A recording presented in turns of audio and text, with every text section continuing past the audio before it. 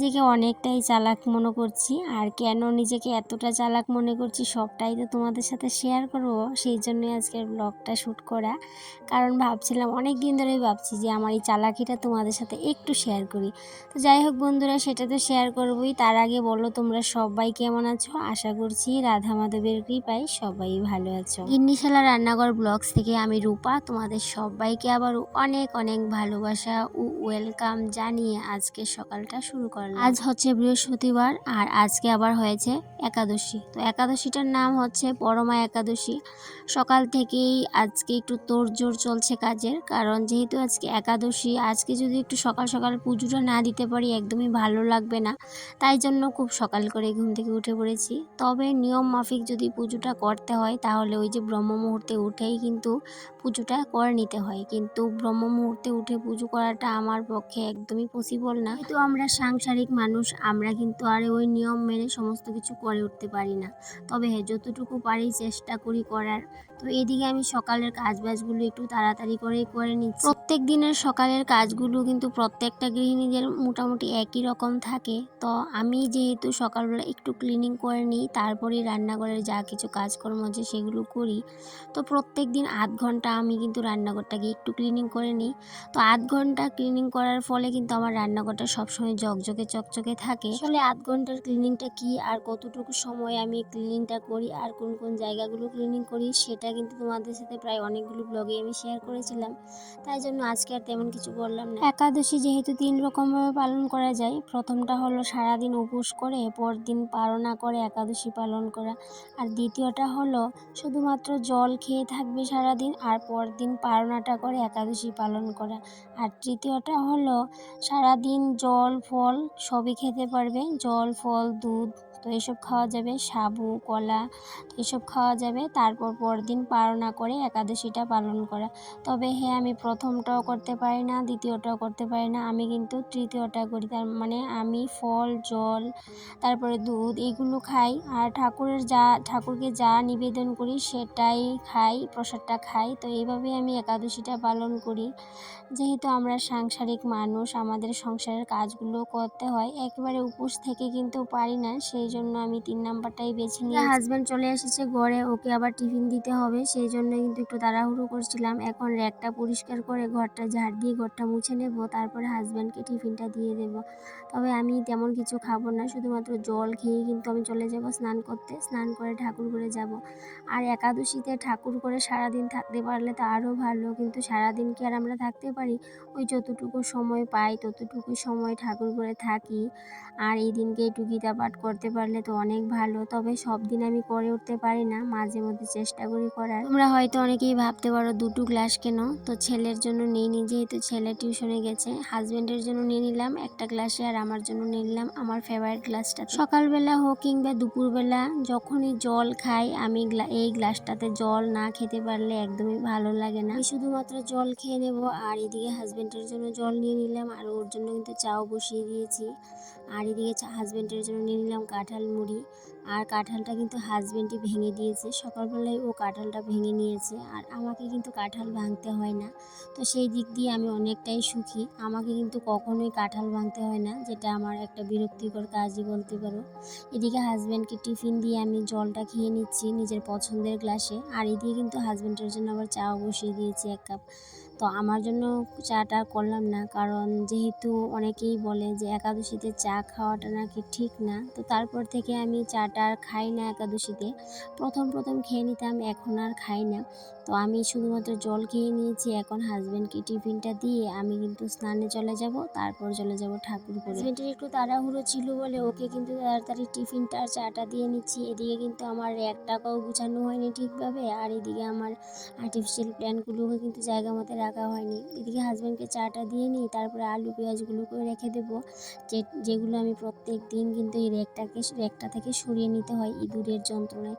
এইগুলো আবার জায়গার মধ্যে রাখবো, আর এদিকে আর্টিফিশিয়াল অফিসিয়াল প্ল্যানগুলো রাখবো। তার আগে হাজবেন্ডকে এই যে আজকে স্টিলের কাপটার মধ্যে চা দিয়ে দিচ্ছি। এদিকে সকালবেলা ঘর দুয়ার মুছার কাজটা কিন্তু আমি সকালবেলায় কমপ্লিট করে নিয়েছিলাম। যখন সকালবেলা ঘুম থেকে উঠেছি ঘর দুয়ার ঝাড়ু দিয়েছিলাম, তখনই কিন্তু ঘর বারান্দা সমস্ত কিছু মুছে পরিষ্কার করে নিয়েছি। এখন আর কোনো কিছু কাজ নেই, এখন শুধুমাত্র স্নান করে ঠাকুর ঘরে চলে যাব। এদিকে ঠাকুরের কাপড়গুলোকে সেদিন ধুয়ে দিয়েছিলাম, আজকে ঠাকুরের কাপড়গুলো একটু চেঞ্জ করে নেব, কারণ ঠাকুরের ভালো ভালো কাপড়টি আমি সেদিনকে উঠিয়ে নিয়েছিলাম, আর এগুলো আজকে একটু চেঞ্জ করে নেব। আর সপ্তাহে সপ্তাহে কিন্তু ঠাকুরের কাপড়গুলোকে একটু চেঞ্জ করার চেষ্টা করি। তবে হ্যাঁ, অনেকেই বলতে পারো যে আমার এই ঠাকুর ঘরে ঠাকুরের আসন কেন নেই। তো ঠাকুরের আসন কেন নেই সেটারও কিন্তু একটা কারণ আছে, যেটা আমি তোমাদের সাথে একদমই শেয়ার করিনি। আমার কিন্তু ঠাকুর ঘরে তেমন কোনো কিছু বড় বড় জিনিস নেই, ঠাকুরের কাপড় চোপড়ও কিন্তু বড় বড় কোনো কিছুই নেই, ছোট ছোট কাপড়ের টুকরো, তারপরে ছোট ছোট আসন। এই যে ছোট ছোট আসনগুলো দেখতে পাচ্ছ, এই দুটো আসন কিন্তু আমি অনলাইন থেকে নিয়ে এসেছি। তো কেন আমি বড় আসন নিইনি বলো তো, যেহেতু আমাদের ঘর দোর ভাঙা হবে, আর বড় আসন যদি আমি নিই, আসনটা আমি কোথায় রাখবো পরে সেই ভেবে কিন্তু আমি এখনও পর্যন্ত ঠাকুরের সিংহাসনটা নিইনি। এই একটা সিংহাসন ছোট্ট গুরুদেবের জন্য আমি অনলাইন থেকে নিয়েছিলাম, আর একটা সিংহাসন যেটার মধ্যে আমি রাধা মাধবকে রাখি, সেটাকেও কিন্তু আমি অনলাইন থেকে নিয়েছিলাম। আর বাদ বাকি রাধা মাধব, লক্ষ্মীনারায়ণ তাদেরকে কিন্তু আমি এমনিতেই একটা বক্সের উপর রেখেছি, কারণ সিংহাসন আমি নিতে পারতাম কিন্তু নিইনি ইচ্ছে করে, যেহেতু ঠাকুর ঘর করবো তখনই নতুন করে সিংহাসন নেব, তাই জন্য সিংহাসন কিন্তু আমি আর করিনি। আর ঠাকুর আর সিংহাসন নিয়ে অনেক গল্প করলাম, এবার দেখো তোমাদের সাথে আরেকটা জিনিস শেয়ার করছি। এই যে লক্ষ্মী ভাণ্ডারটা দেখতে পাচ্ছ, এই লক্ষ্মীর ঘরটা অনেকে আমরা লক্ষ্মীর ভাণ্ডার বলি, অনেকে লক্ষ্মীর টুপা বলি, পয়সার টুপা। তো আমি এই লক্ষ্মী ঠাকুরের জন্য এই পয়সার টুপাটা একটা ছোট মেলা থেকে নিয়ে এসেছিলাম, তো প্রায় 2 থেকে 3 বছর হয়ে গেছে, প্রায় ভর্তি হয়ে গেছে। আর এই যে সিঁদুরের কৌটাটা এখন তোমাদের দেখালাম, এই সিঁদুরের কৌটাটা আমি বৃন্দাবন থেকে, মথুরা থেকে নিয়ে এসেছিলাম। তো মথুরা থেকে নিয়ে আসার পর এটাকে কিন্তু আমি মা লক্ষ্মীর সামনেই রেখে দিয়েছি। যখন মথুরা বৃন্দাবন গিয়েছিলাম তখন সনটা ছিল 2022, আর 2022-এ যখন আমি গিয়েছিলাম তখন এই টুকিটাকি ঠাকুর ঘরের কয়েকটা জিনিস এনেছিলাম। আমার এই ঠাকুর ঘরের গপুকেও কিন্তু আমি সেখান থেকে এনেছিলাম। তবে হ্যাঁ, আরও অনেকগুলো ছোট ছোট ছবি এনেছিলাম, যেগুলো আমি অনেককেই দিয়েছিলাম, কারণ তেমন কোনো কিছুই আনতে পারিনি সবার জন্য, শুধুমাত্র কয়েকটা ছবি এনেছিলাম। সেই ছবিগুলোকে সবাইকে দিয়েছিলাম একটা একটা করে, রাধা মাধবের ছবি, গোপুর ছবি। তো আমি নিজের জন্য 2টো ছবি রেখেছিলাম। মা লক্ষ্মীর ঘরটা বসিয়ে নেই, তারপর আরও কিছু কথা আছে সেগুলো বলবো। অন্যদিন তাড়াহুড়ো করেই ঠাকুর ঘরে এসে পুজোটা করি, কিন্তু আজকে আর তেমন তাড়াহুড়ো করলাম না। আজকে নিজের মতো সময় বার করে একটু সময় ঠাকুর ঘরে ছিলাম, একটু সময় না বেশ অনেক সময় ছিলাম ঠাকুর ঘরে। তো নিজের মতো করে একটু পুজোটা করে নিয়েছিলাম। তারপর যেহেতু আজকে বৃহস্পতিবার, আজকে লক্ষ্মীর পাঁচালিটাও পড়েছি, তারপরে গীতা পাঠ করেছি একটু। গত কয়েকদিন আগে যখন বাড়ি গিয়েছিলাম তখন বাড়ি থেকে আসার সময় এই নারিকেলটা মা দিয়েছিল ঠাকুরকে নারিকেল নাড়ু বানিয়ে দেওয়ার জন্য, কিন্তু আমার যেহেতু গ্যাস নেই, সিলিন্ডারটা নেই বাড়িতে, তাই জন্য ভাবলাম তো নারিকেল নাড়ু তো বানাতে পারবো না, সেই জন্য আজকে এই যে সাবু কলার সাথে একটু নারকেল কুড়িয়ে দিয়েছি। আর এদিকে যেহেতু বৃহস্পতিবার সমস্ত কিছুই নিয়ম মানে সাজিয়ে নিলাম। তো এদিকে পুজোটা কমপ্লিট করে আমি কিন্তু আবার রান্নাঘরে যেতে হবে, যেহেতু ছেলে স্কুলে যাবে, ওকেও কিন্তু ভাত করে দিতে হবে। যতই একাদশী পালন করি বা যাই কিছু করি না কেন, রান্নাঘরের ডিউটিটা কিন্তু ঠিকই করতে লাগে। আর এই ডিউটিটার সময়টা অনেকটাই কমিয়ে দিয়েছি, অনেকটাই চালাকি করে। তো কি চালাকি করলাম সবটাই তো তোমাদের সাথে শেয়ার করব। তার আগে মা লক্ষ্মীর পাঁচালটা পাঠ করব, তারপরে গীতা পাঠ করব, তারপরে সবাইকে প্রসাদ টসাদ দেব, তারপরে কিন্তু যাব রান্নাঘরে। তো একটা বাজে অভ্যেস হয়েছে, শাড়ি পরে বেশিক্ষণ থাকতেই পারি না, যে পুজোটা দিয়ে কিন্তু চটপট আমি শাড়িটা চেঞ্জ করে নিয়েছিলাম, যেটা প্রত্যেক দিন আমরা পরি নাইটি। এই নাইটিটা এতটা কমফোর্টেবল লাগে, এখন কিন্তু আর শাড়ি পরতে একদমই ভালো লাগে না। তো যাই হোক, পুজোটা কমপ্লিট করে নেওয়ার পর দেখি জলও চলে এসেছে, জলটা ঠাকুর করে তুলে নিয়েছি, তারপরে রান্না করে জল তুলে নিলাম। সুমিত্রা উইথ ব্লগ থেকে সুমিত্রা দিদিভাই আমাকে কমেন্টে বলেছ যে তোমার ব্লগ দেখলাম, খুব ভালো লাগলো। তোমার পাশে আছি, তুমিও পাশে থেকো। হ্যাঁ গো দিদিভাই, পাশে তো থাকবোই, পাশে না থাকলে কি করে হবে বলো তো?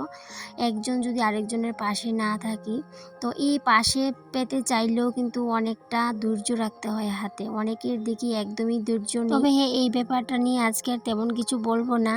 এই পাশে থাকার ব্যাপারটা নিয়ে আমি আরেকদিন তোমাদের সাথে অনেক কথা বলবো। এই কথাগুলো নিয়ে আমার এই পাশে থাকার ব্যাপারটা নিয়ে অনেক কিছু বলার আছে। আজকে আর বলবো না, আজকে তেমন হাতে সময় নেই। যদি পাশে থাকার ব্যাপারটা আমি ঠিকভাবে মনের যে কথাগুলো সেগুলো যদি তোমাদেরকে বলতে যাই, তাহলে কিন্তু ব্লগটা শেষ হয়ে যাবে। এই কথাগুলো কিন্তু আমার একদমই শেষ হবে না। তাই জন্য আজকে ডিসিশন নিলাম যে পাশে থাকার ব্যাপারটা আজকে আর বলবো না।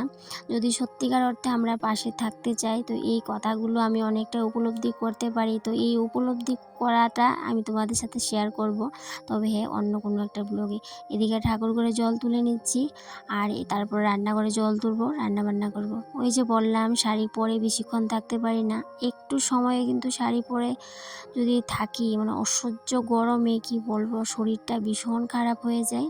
তো তাই জন্য ঠাকুর করতে বের হয়েই কিন্তু আমি শাড়িটাকে চেঞ্জ করে নাইটি লাগিয়ে নিয়েছি। এদিকে ছেলেও এখন টিউশন থেকে চলে এসেছে, ওকে কিন্তু স্নান করে খাইয়ে দাইয়ে স্কুলে পাঠাতে হবে।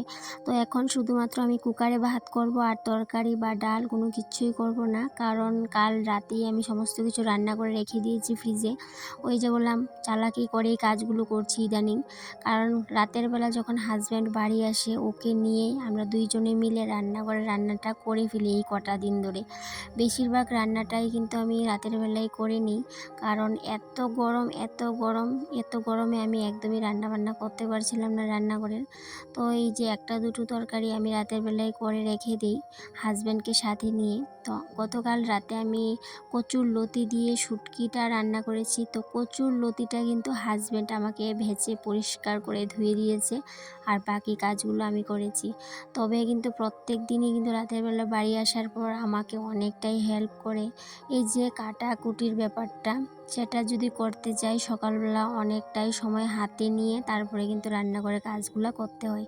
তো এই রান্নাটাই মনে হয় আমার কাছে সমস্ত কাজের চাইতে বড়।